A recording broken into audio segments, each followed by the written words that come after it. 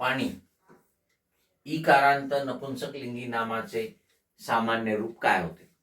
बघा, पाणी हे इकारांत आहे कारण शेवटी ई आहे आणि नपुंसकलिंगी शब्द आहे, बरोबर आहे, नपुंसकलिंगी नाम आहे. आता याचं सामान्य रूप काय होते हे आपल्याला बघायचं आहे.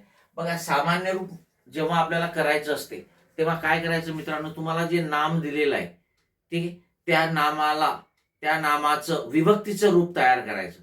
म्हणजे त्या नामाला विभक्ती प्रत्यय लावून बघा किंवा मग विभक्ती प्रतिरूपक अव्यय लावून बघा, ठीक आहे. आणि हे प्रत्यय हे अव्यय लागण्याच्या पूर्वी त्या नामाच्या रूपामध्ये काय बदल होतो, काय विकार होतो ते बघा, आणि त्यालाच त्या नामाचं सामान्य रूप असं म्हणतात.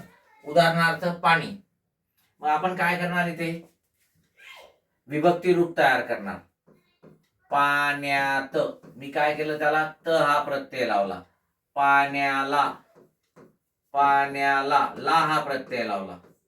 काय झालं इथे, हा त विभक्तीचा प्रत्यय लावण्याच्या आधी पाणीचं पाण्या झालं आणि हे पाण्याच काय आहे, सामान्य रूप आहे. पाण्याच काय आहे, सामान्य रूप आहे. लक्षात आलंय का?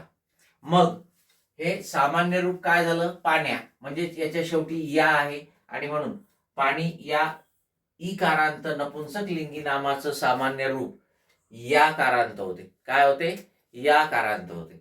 लक्षात आलंय का?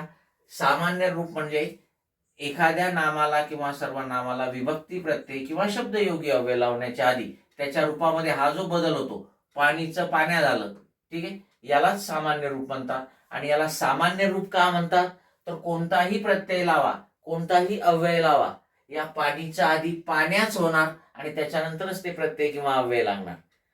म्हणजे सर्व प्रत्ययासाठी, सर्व अव्ययासाठी हे बदलणारं नामाचं रूप जे आहे हे सर्वसामान्य आहे, कॉमन आहे, म्हणूनच त्याला सामान्य रूप म्हणतात. मग आपलं उत्तर काय आहे, या कारांत होते, कारण पाण्या शेवटी या येते. Okay, yes.